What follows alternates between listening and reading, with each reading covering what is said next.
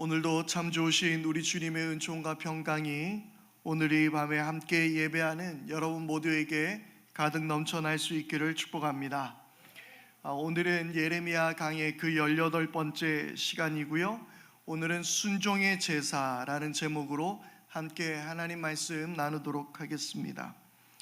오늘 말씀은 참 너무나도 성경에 이런 말씀이 있었던가 싶을 충격적인 말로 시작하고 있습니다. 그것은 어떤 말입니까? 예레미야에게 하나님께서 뭘 하지 말라고 말씀하십니까? 기도하지 말라라고 말씀하고 있습니다. 아니, 하나님의 선지자였던 예레미야에게 기도하지 말라, 내가 너의 기도를 들어주지 않겠다, 이 백성을 위해서 기도하지 말아라라고 하나님께서 말씀하신다니 도대체 이게 무슨 말씀일까요? 지난 우리 시간대에 함께 나누었던 말씀 가운데서 특별히 이 히브리서에 등장한 그 믿음의 영웅들 가운데서 한 사람이었던 마지막 사사 사무엘이 있었습니다. 그가 믿음으로 살았던 훌륭한 그의 모습 가운데 한 가지는 제가 말씀드렸던 대로 사무엘상 12장 23절의 말씀이었습니다. 나는 당신들이 잘 되도록 기도할 것입니다. 내가 기도하는 일을 그친다면 그것은 내가 하나님께 죄를 짓는 것입니다. 내가 기도를 쉬는 죄를 범한다 라고 그렇게 말하고 있는 것이죠. 기도하기를 쉬는 것은 죄라고 말했습니다. 이스라엘 백성들을 위해서 기도하지 않는 것이 죄라고 말했던 사무엘이었습니다. 또한 뿐만 아니라 이스라엘 역사 안에서 하나님의 종들이 기도하였기에 하나님께서 그들의 기도를 들으시고 역사하셨던 적도 많이 있습니다. 특별히 금송아지 사건 직후에 이스라엘 민족을 하나님께서 멸하고자 하셨을 때, 그때 모세는 중재의 기도를 하나님께 드렸습니다. 얼마나 간절한 그의 기도였습니까? 하나님, 이 백성을 구원해 주시지 않는다면 차라리 나를 생명책에서 지워달라고 하기까지 모세는 간절하게 백성을 위하여 기도했습니다. 그리고 하나님은 모세의 기도를 들으셨고 그 계획을 철회하셨습니다. 또한 예언자 아모스의 중재 기도를 들으셔서 하나님께서는 이스라엘에게 내리시기로 했던 메뚜기 재앙과 불의 재앙을 돌이키신 적도 있습니다. 바로 아모스 7장에 기록되어 있는 말씀인데요, 하나님께서는 이처럼 하나님의 종의 기도를 들으시고 한 민족을 향한 하나님의 노를 거두시기도 했던 하나님이셨습니다. 그런데 하나님께서는 예레미야에게 기도하지 말라라고 말씀하였습니다. 그런데 단지 예레미야 7장에서만 나타나는 말씀이 아니고요, 나중에 우리가 말씀을 계속 보면 아시겠지만 예레미야를 통해서 하나님께서 이 백성을 위해서 기도하지 말라라고 말씀하시는 경우가 또다시 등장하게 되는 것을 볼 수 있습니다. 왜 이토록 하나님께서는 기도하지 말라라고 말씀하셨을까요? 특별히 예레미야 7장에 있는 이 말씀은 이전에 우리가 함께 보았던 말씀은 어떤 말씀이었습니까? 바로 성전에서의 선포되어지는 성전 설교였습니다. 예레미야의 성전 설교였어요. 그러면서 이곳이 여호와의 성전이다, 여호와의 성전이다, 여호와의 성전이다 하는 속임수를 너희들이 믿지 말라라고 이야기하면서 매우 담대하게 그 성전을 향하여 하나님이 너희들의 예배를 받으시지 않는다, 너희는 그저 하나님의 마당만 밟았을 뿐이지 한 번도 하나님은 너희 예배를 받으신 적이 없다라고 말씀하시면서 매우 강한 어조로 설교를 전했습니다. 그러면서 어떻게 됐다라고 또 지난 주일날 함께 나눴습니다. 제사장에게 맞았어요. 그럴 정도로 예레미야는 이 7장 안에서의 심각한 마음으로 이 백성들에게 하나님의 말씀을 선포했습니다. 그러면서도 듣지 않는 이 이스라엘 민족을 보면서 얼마나 마음이 아팠을까요? 얼마나 속이 상했을까요? 그는 아마 곧장 가서 기도하려 했지 않았겠습니까? 당연한 것이죠. 특별히 그래서 하나님께서 기도하지 말라라고 왜 말씀하셨을까요? 반증이죠. 예레미야가 기도의 사람이라는 이야기인 거예요. 백성을 위해서 맨날 눈물로써 기도하니까 기도하지 말라라는 거예요. 아니, 원래부터 기도 안 했으면 굳이 하나님이 나서셔서 너 기도하지 말라. 아니, 하나님 원래 안 했는데요. 그렇게 이야기할 것이죠. 그런데 하나님께서는 기도하지 말라라고 이야기하고 있습니다. 유다 백성들이 그들의 죄악이 너무나도 이제는 심각했고 도무지 이들을 내버려 둘 수 없었기 때문이었습니다. 만약 그들이 하나님께서 예레미야의 기도를 들으시고 그들이 이스라엘 백성들이 또 용서하시는 하나님을 만났다면 아마 그들은 결코 깨닫지 못했을 것입니다. 거봐, 우리 아무런 문제 없잖아. 지난번 히스기야 때도 아시리아가 쳐들어왔는데 예루살렘은 무너지지 않았어. 역시 하나님은 예루살렘에 계시고 우리를 지키셔 라고 그들은 또 어리석은 생각에 빠졌을 것입니다. 하나님은 이번에는 반드시 유다를 심판하셔야만 했습니다. 그들의 이 잘못되어진 생각들, 그들이 온전한 하나님 앞에 예배드리지 못했던 것들, 그들의 모든 삶 가운데 공의가 사라지고 고아를 압제하고 죄 없는 사람들을 죽이고 했던 그들의 모든 삶이 무너지며 가진 자든 안 가진 자든 자기의 입속만 채우려 하는 그 공동체를 향해서 하나님은 기어이 심판을 내리셔야만 했던 것이었습니다. 그래서 예레미야에게 기도하지 말라라고 말씀하셨죠. 특별히 하나님께서는 이 말씀을 통하여서, 이 16절 말씀을 통하여서 세 가지를 하지 말라라고 말씀하세요. 뭐라고 말씀하십니까? 기도하지 말아라 라고 말씀하시고 또 뭐 하지 말라고요? 호소하지 말라, 호소하거나 간구하지도 말라라고 말씀하시죠. 또 뭐 하지 말라고요? 조르지도 말라. 기도하지 말라, 간구하지 말라, 조르지 말라, 애원하지 말라라고 하나님은 말씀하고 있는 것이죠. 그만큼 절대 너의 기도를 내가 듣지 않을 것이다 라는 하나님의 매우 엄중하고도 단호한 마음을 볼 수 있습니다. 그런데 우리는 이 말씀을 통해서 무엇을 깨달아야 될까요? 하나님은 이렇게 기도에 응답하지 않으실 때도 있구나라는 걸 깨달아야 될까요? 뭘 깨달아야 되겠습니까? 지금은 기도할 때라는 걸 깨달아야 된다는 거예요. 하나님이 이스라엘 백성을 향하여 내가 이제 심판을 내리겠으며 예레미야 너는 기도하지 말라라고 말했으니 그때는 더 이상 예레미야의 어떤 중보의 기도도 의미가 없었을 줄 모르지만 그러나 지금은 우리가 깨어서 기도해야 될 때라는 거예요. 기도하지 말라라고 말씀하실 때까지 우리는 나라와 민족을 위하여, 이 조국을 위하여, 이 열방을 향하여 우리는 기도해야 되는 줄 믿습니다. 여러분, 지금 세계가 위기예요. 여러 가지의 위기를 맞이하고 있습니다.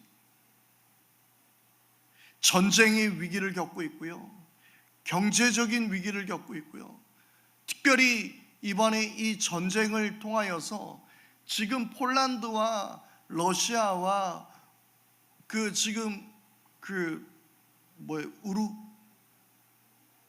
우크라이나, 갑자기 우크라이나라면 기억이 안 나는데, 우크라이나나 지금 이 여러 주변국들, 그리고 또한 중국, 뭐 이스라엘 뭐 여러 가지에 지금 모든 게 지금 얽혀 있어요. 그리고 심각한 경우에는 지금 핵무기에 대한 논의까지도 서로가 러시아는 러시아대로 우크라이나는 우크라이나대로 지금 이야기가 오가고 있는 상황 가운데 있는 거예요. 또한 자연은 어떻습니까? 자연은 점점 파괴되어져 가고 있습니다. 우리는 이 모든 위기의 가운데에서 우리는 이 땅을 향하여 기도해야 될 때라는 사실을 우리는 다시 한번 깨달아야 하는 것입니다. 이 나라와 민족을 위해서 기도할 수 있는 저와 여러분들 될 수 있기를 바랍니다. 하나님이 이제 더 이상 나는 너희들의 기도를 듣지 않겠다라고 말씀하시기 전까지 우리는 기도해야 되는 것입니다. 그러므로 오늘의 이 말씀을 통하여 우리가 깨달아야 되는 건 하나님이 기도를 안 들으실 수도 있구나가 아니라 그동안 기도했었기 때문에 예레미야에게는 이제 기도하지 말라라고 말씀하시는 것이지, 평소에도 예레미야가 기도 안 했던 것이 아니라는 것을 우리가 알 때에 그리스도인들은 나라와 민족을 위하여 우리가 늘 깨어서 기도해야 되는 것을 여러분 다짐할 수 있기를 바라겠습니다. 그래서 정말 사무엘이 이야기했던 것처럼 기도 쉬는 죄를 범치 않도록 여러분 기도할 수 있게 되기를 바랍니다. 그리고 하나님께서는 또한 그들에게 뭐라고 말씀하십니까? 기도하지 말라, 간구하지 말라, 조르지도 말아라 라고 말씀하시면서 나는 이제 너의 말을 들어주지 않을 것이다 라고 말씀하고 있습니다. 그런데 우리가 이 말씀을 한번 생각해 보자고요. 나는 너희들의 말을 더 이상 듣지 않을 것이다. 그런데 생각해 보면 말을 안 들었던 건 누가 그랬습니까? 이스라엘 백성들이 하나님 말을 안 들었죠. 먼저 말을 안 들었던 건 하나님이 아니라 이스라엘 백성들이 하나님의 음성을 듣기를 거부했던 거예요. 듣지 않았던 거예요. 말 안 듣는 백성이 된 것입니다. 그래서 하나님은 이제는 내가 너희들의 말을 듣지 않겠다라고 말씀하고 있는 거예요. 여러분, 오늘도 우리가 하나님의 말씀을 들으려 하지 않으면서 왜 내 기도를 듣지 않으시느냐고 우리가 하나님 앞에 따져 묻는 어리석은 우리들의 모습들이 사라져야 하는 것입니다. 여러분들은 하나님의 음성에 귀를 기울이셨습니까? 여러분들은 정말 하나님의 말씀이 뭐라고 말씀하시는지, 하나님이 나에게 뭘 원하시는지 들으려고 애를 쓰셨습니까? 말씀을 통하여서, 예배를 통하여서 하나님의 음성을 듣기를 원했습니까? 그건 안 들으면서 우리가 하나님 왜 내 기도를 듣지 않느냐고 말씀하는 거는 어불성설인 것이죠. 여러분, 오늘 우리가 먼저 주님의 음성에 청종하며 주님께 귀를 기울일 수 있기를 바랍니다. 우리가 귀를 기울이지 않는다면 하나님도 우리에게서 귀를 닫을 것입니다. 하나님 귀가 없어서 듣지 못하심이 아니에요. 하나님 손이 짧아서 우리를 구원치 못하심이 아니에요. 무엇이 하나님과 우리 사이를 갈라놨어요?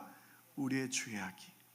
하나님의 말씀을 듣지 않으려는 우리들의 죄악이 하나님과 우리 사이를 멀어지게 했고, 하나님의 우리의 소리에 귀를 기울이지 않으시게 된 것이라는 사실입니다.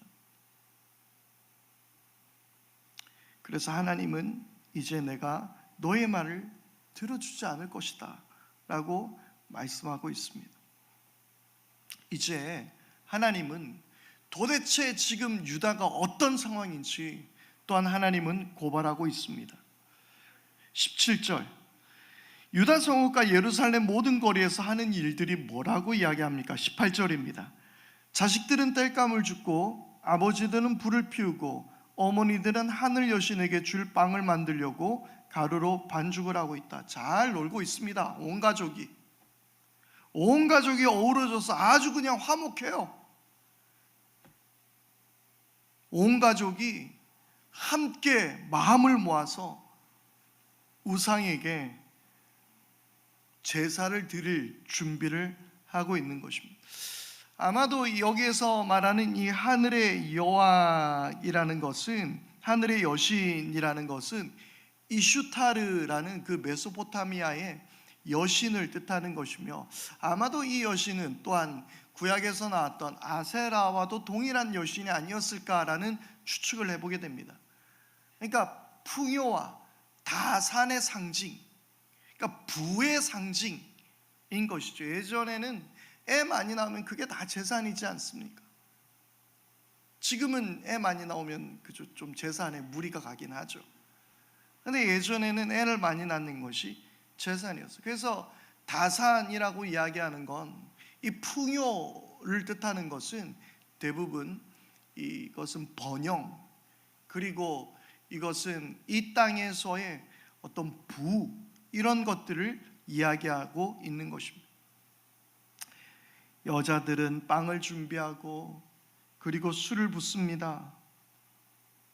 그리고 아이들과 아버지가 함께 참여합니다. 그러니까 온 가족 차원에서 이 일들이 벌어지고 있는 우상 숭배였다라는 것이죠. 그럼 우리는 어떤 우상 숭배를 하고 있습니까? 우리는 어떤 우상 숭배를 하죠? 어쩌면 우리는 온 가족이 다 같이 함께 소비주의라는 우상을 섬기고 있는지 모르겠습니다. 자녀들은 나 이거 사줘, 저거 사줘, 나 이게 있으면 행복할 거야, 나 저게 있으면 행복할 거야. 요즘 많은 청소년들이 이 인스타그램이나 이런 SNS를 통하여서 남과 비교하고 더 많이 예뻐지려고 하고 더 많이 가지려고 하는 그런 소비주의가 이 세상에 만연해져 있습니다. 그런데 그 소비주의가 만연해져 있으면서 어떤 결과를 초래합니까?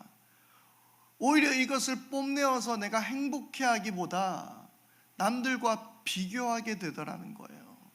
그래서 더 자신이 불행하다라고 느끼게 되더라는 것입니다. 실제로 이 인스타그램의 그 모회사인 이 페이스북, 지금은 그 메타라는 회사로 이름을 바꾸었죠. 그 페이스북 내부 고발자에 의해서 나왔던 그 조사에 의하면 10대 청소년들의 대부분 많은 아이들이 이 인스타그램으로 인하여서 매우 불행감을 느끼고 있으며 이것이 심각한 극단적 선택에까지 이를 가능성이 있다라는 보고서가 이렇게 내부 고발자에 의해서 밝혀진 바가 있습니다. 그 일에 대해서 거기에 CEO인 마크 주크버거나 아니면 그 안에 있었던 사람들은 그냥 쉬쉬하고 넘기기도 했지만, 그러나 이것은 심각한 문제라는 거예요. 지금 우리가 그런데 이것이 10대의 문제일 뿐일까요? 어른들도 마찬가지예요. 내가 저거 갖고 싶어, 내가 저 차를 타고 싶어, 나는 저 집을 가지고 싶어, 나는 이렇게 좀 잘 살고 싶어 라는 소비주의 우상에 우리가 사로잡혀서 자꾸 뭔가를 가지려고 애를 쓰고 그것들에 우리들의 인생을 내어 던져버리고 그것들에 우리의 인생을 바치고 있더라는 거예요. 그러니까 온 가족이 다 같이 지금 어머니는 빵을 준비하고 아버지들은 불을 피우고 자식들은 땔감을 줍고, 이 모습이 이 소비주의라는 우상 안에서 똑같이 가정 안에서 일어나고 있는 일들이라는 것을 우리는 직시해야 되는 것입니다. 그래서 하나님은 무엇이라고 말씀하고 있습니까? 19절입니다. 그러나 그들이 그렇게 함으로 나를 경노하게 하는 것으로 그치느냐? 그렇지 않다. 오히려 그들 스스로가 낯뜨거운 수치를 당하는 것이 아니냐.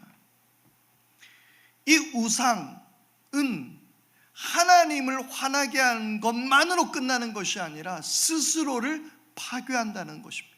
말씀드렸던 대로 이 인스타그램이나 이런 여러 SNS의 팔로워 수나 좋아요나 뭐 이런 것들을 계속해서 맹신하고 좋아하고 그것들을 따라가다 보면 언젠가는 자기 스스로가 파괴되고 있음을 깨닫게 되는 거예요. 우리도 마찬가지예요. 뭔가를 가지려고 애쓰고 뭐 더 좋은 것, 더 많은 것, 우리가 그것을 향해서 우리들의 인생을 바치다 보면 결국 우리 스스로가 파괴하는 것을 우리가 보게 되는 거예요.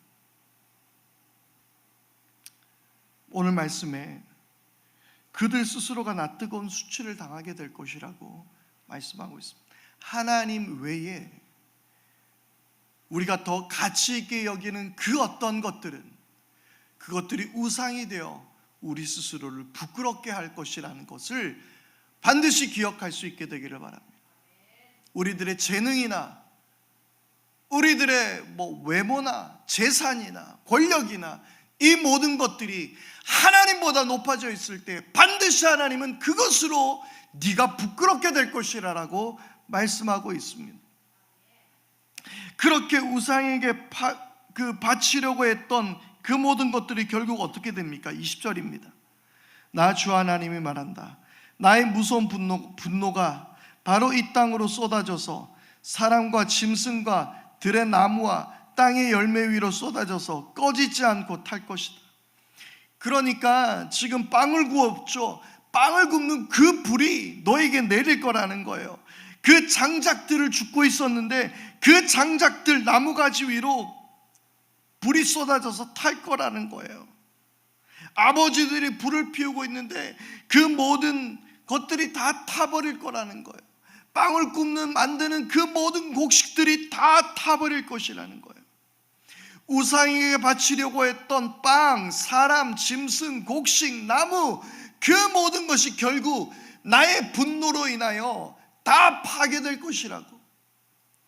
너희들이 우상에게 바치기 위해서 그렇게 경제력을 동원해서 힘껏 섬겼지, 이것저것 사모으느라고 너희들 그것을 향해서 너희들을 얼마나 많은 시간과 너희들의 얼마나 많은 돈과 너희들의 많은 것들을 투자했지. 그런데 결국 그것들이 너희들을 파괴할 거라고. 우리의 모든 경제력까지도 완전히 파괴할 거라고 하나님은 말씀하고 있습니다. 또한 우리 가운데 이 세상이 바라보는 우상 가운데 하나는 소비주의, 그리고 또한 전쟁이라는 것입니다. 무력이라는 것입니다. 결국 전쟁은 어떻습니까? 우리 모두를 파멸로 이끄는 거예요. 더 강해져야지라는, 저 상대국보다 내가 더 강해지고 더 좋은 무기를 개발하고 더 좋은 것을 우리가 가지고 있어야지 라고 생각하지만, 그렇게 서로 여기서 하면 또 저기서 높이면 또 여기서, 결국 그렇게 하다가 인류는 파멸의 길로 가게 될 것이라고 경고하고 있는 것입니다. 여러분, 우리가 이 땅 가운데서, 우리 가운데서, 그리고 이 세상의 풍조 안에서 강해려고 애쓰는 것, 그 모든 것들이 결국 우리를 파멸로 이끌게 될 것이라는 사실, 오직 그리스도의 평화와 사랑과 화해와 용서가 이 땅을 평화로 이끌 것이라는 사실을 우리는 기억해야 됩니다. 사랑이 우리를 멸망시키겠습니까? 용서가 이 땅을 파멸로 이끌 것입니까? 결코 그렇지 않습니다. 이 세상을 향한, 모든 이들을 향한 미움과 혐오와 배제하는 것과 이 모든 증오와 이 모든 것들을 다 거두어 버리고 우리가 사랑과 용서와 이해와 화합과 관용과 이 모든 것으로 우리가 세상을 살아가게 될 때 그것은 우리를 파괴하지 못할 것입니다. 그러나 강해지려 했던 그 모든 것들은 결국 우리를 파멸로 이끌게 될 것입니다. 이 땅에서 우리가 어떤 가치를 두고 살아야 하는지 이 말씀을 통해서 우리는 더 깊이 깨달을 수 있게 되는 것입니다. 이제 하나님께서는 우상에게 바치고자 했던 제사에 관해서 이야기를 하시다 이제는 하나님께 드리는 제사에 관해서도 하나님은 말씀하고 있습니다. 그러니까 이스라엘 백성들은 이런 그 우상들을 향해서 빵을 굽고 전제로 모든 것을 다 술을 쏟아붓고 이렇게도 하지만 하나님께도 예배드리고 있다라는 거예요. 우상도 섬기면서 예배도 드리고. 제가 열왕기 강해를 하면서 말씀드렸죠. 이스라엘 백성들에게 있어서 하나님을 버리고 우상을 섬긴 것이 아니라는 말입니다. 그들은 하나님도 섬기고 우상도 섬겼던 것이 문제였습니다. 결국 하나님도 섬기고 우상도 섬기는 것은 곧 하나님을 버리는 것을 의미하고 있습니다. 다시 한번 강조합니다. 하나님도 섬기고 우상도 섬기는 것은 곧 하나님을 버리는 것입니다. 우리가 하나님도 섬기고 이 땅의 만몬도 섬기고 있다면, 이 땅의 물질 부귀영화를 동시에 섬기고 있다면 하나님을 버린 것입니다. 그래서 그들이 하나님 앞에 제사를 지냅니다. 번제를 지냅니다. 화목제를 지냅니다. 그런데 이 제사 중에서요, 번제는 완전히 태워서 하나님께 다 드리는 거예요. 그런데 화목제는 하나님께 이것을 태우고 나서 이 고기를 함께 나누어 먹습니다. 잔치를 하는 거예요. 그런데 오늘 뭐라고 말씀하십니까? 너희는 번제는 다 태워 내게 바치고 다른 제물은 너희가 먹는다고 하지만 내가 허락할 터이니 번제든 무슨 제사든 고기는 다 너희들이나 먹어라. 아멘. 이 말씀인가요? 우와! 하나님 우리에게 이런 귀한 양식을 주시는 건가요? 아멘, 할렐루야의 말씀인가요? 하나님이 우리를 향해서 조롱하고 있는 거예요. 니네나 먹어라. 뭘 그렇게 수고롭게 그거 뭐 제사를 지내고 뭐 살찐 양을 잡고 흠없는 송아지 그딴 거 필요 없어요. 니네 다 먹어. 그냥 나 그거 내가 받지는 않을 거니까 그냥 너 고기 파티나 해. 하나님이 말씀하고 있다는 거. 그런데 하나님이 원했던 제사는 이런 짐승을 하나님께 드리는 제사가 아니에요. 23절입니다. 23절 말씀 우리 함께 읽겠습니다. 시작. 오직 내가 명한 것은 나에게 순종하라라는 것. 그러면 내가 그들의 하나님이 되고 그들은 나의 백성이 될 것이라는 것. 내가 그들에게 명하는 그 길로만 걸어가면 그들이 잘 될 것이라고 한 것뿐이지 않더냐. 아멘. 하나님께서 이집트 땅에서 이스라엘 백성들을 구하셨을 때 하나님의 명령이 뭐예요? 하나님의 명령이 제사를 어떻게 지내라는 게 아니에요. 자, 이것을 위해서 출애굽기 19장에 있는 말씀을 보아야 합니다. 19장 4절에서 6절 말씀을 제가 읽어드리겠습니다. 잘 들으십시오. 너희는 내가 이집트 사람에게 한 일을 보았고 또 어미 독수리가 그 날개로 새끼를 업어 나르듯이 내가 너희를 인도하여 나에게로 데려온 것도 보았다. 그러니까 하나님은 먼저 이스라엘 백성들을 은혜로 구원하셨어요. 기억하십시오. 이스라엘 백성들이 뭔가를 해서 하나님이 구원하신 게 아니에요. 하나님이 먼저 은혜로, 주권적 은혜로 이스라엘 백성들을 구원하셨어요. 이게 먼저예요. 자, 그 다음 5절. 이제 너희가 정말로 나의 말을 듣고 내가 세워준 언약을 지키면 너희는 모든 민족 가운데서 나의 보물이 될 것이다. 온 세상이 다 나의 것이다. 그러므로 너희는 내가 선택한 백성이 되고 너희의 나라는 나를 섬기는 제사장 나라가 되고 너희는 거룩한 민족이 될 것이다. 하나님은 그렇게 말씀해 주신 거예요. 내가 너희를 구원해냈어. 은혜를 먼저 주셨어요. 그리고 하나님 무엇을 요구하셨어요? 순종을 요구하셨어요. 나의 말을 듣고 내가 세워준 언약을 지키라 그랬습니다. 그런데 그 언약의 대부분이 무엇입니까? 서로 사랑하는 거예요. 서로 아껴주는 거예요. 서로 보살피는 거예요. 하나님의 공의를 이 땅 가운데 세우는 거예요. 하나님을 사랑하고 내 이웃을 내 몸과 같이 사랑하는 것, 그것이었습니다. 그거 지키라는 거예요. 그런데 이스라엘 백성들은 그거 지키지 않았습니다. 순종하지 않았습니다. 하나님의 명령에 순종하지 않고 예배 드리는 것, 제사 지내는 것, 이것만 잘하면 되는 줄 착각하고 살았습니다. 결국 오늘 말씀 속에서 예레미야에게 야, 너 기도도 하지 말라. 그들이 어땠는 줄 아느냐? 그들이 유다의 이 성읍 가운데 어떻게 하는 줄 아느냐? 둘러봐라. 우상에게 예배를 드리고 있다. 그들이 제사를 지내고 있다. 내가 저것들을 가만히 두지 않을 거야. 내가 다 심판할 거다. 야, 너희들이 나에게 제사를 해? 야, 그거 니네나 먹어라. 진짜 내가 원하는 게 무엇인지 너희들은 도무지 알기나 하느냐? 내가 언제 제사 잘 지내라고 이야기한 적이 있더냐? 헌금 얼마 이상은 해라라고 내가 한 번이라도 너에게 이야기했더냐? 예배 드리러 올 때 무슨 옷 입고 와야 되고, 아유 그래도 교회에서 집사라도 하려면 헌금은 얼마 이상, 뭐 차는 뭐 어떤 차를 타고, 뭐 하나님 그거 내가 너에게 요구한 적이 한 번도 없다.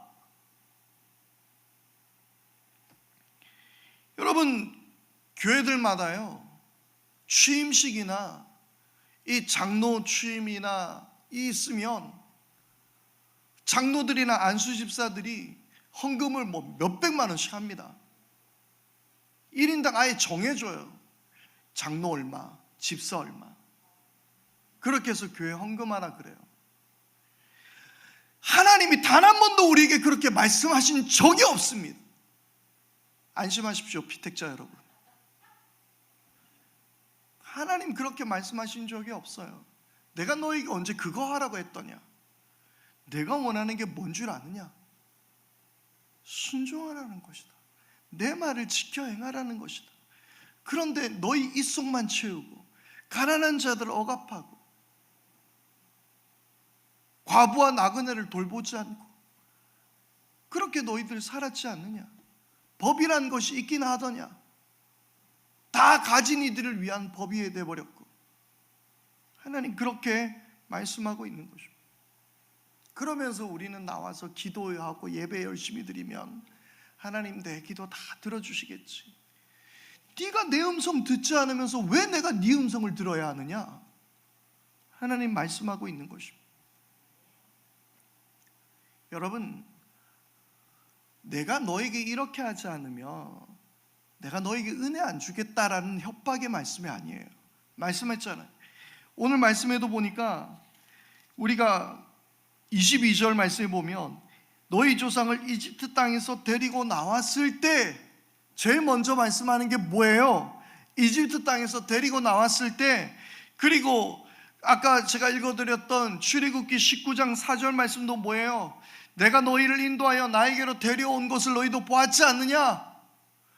먼저 은혜를 주시는 거예요. 십자가의 은혜로 우리를, 하나님의 주권적인 역사로 우리를 선택하시고, 할렐루야, 우리를 구원해 주셨습니다. 그리고 내가 너희에게 하나님의 백성은 이렇게 살아야 한다라고 말씀을 가르쳐 주셨어요. 근데 그에 관심 없고 그냥 하나님 우리의 제사만 받으세요.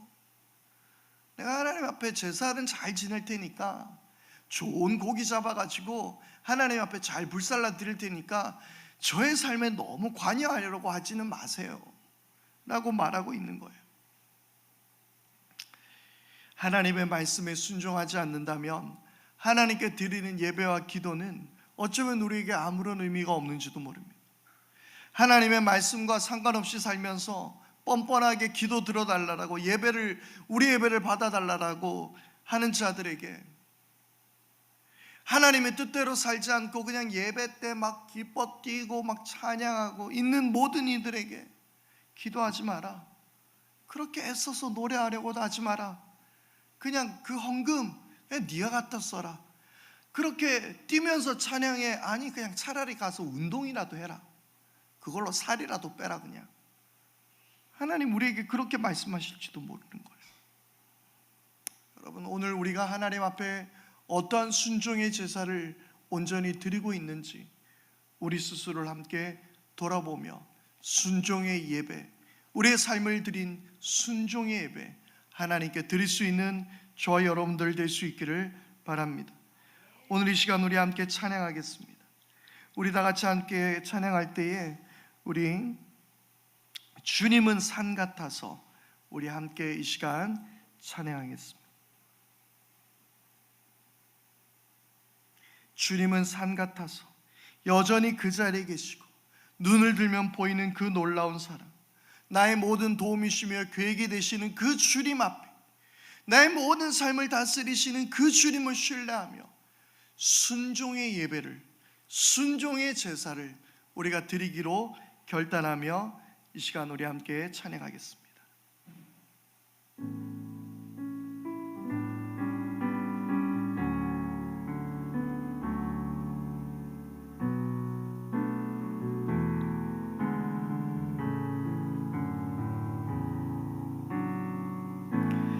안개가 날 가리워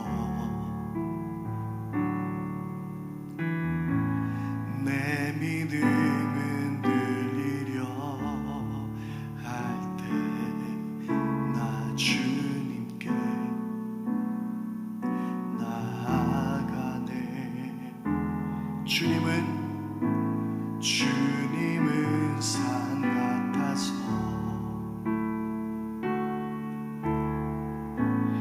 여전히 그 자리에 계셔 눈을 들며 보이리라 날 위한 그 사랑. 아멘. 주는 나의 도움이시며 주의 계획 영원하시네. 주의 위엄 앞에 믿음으로 순종해 예배 드리리. 주님께서 날 이끄시며 주가 항상 함께 하시네. 주의 사랑 안에 믿음으로 순종해 예배 드리리. 영원히. 우리 다시 한번. 주님은 산 같아서 주님은 산 같아서 여전히 그 자리에 계셔 눈을 들며 보이리라 날 위한 그 사랑. 아멘. 주는 나의 도움이시며. 아멘. 주의 계획 영원하시네. 주의 위엄 앞에 믿음으로 순종해 예배 드리리. 주님께서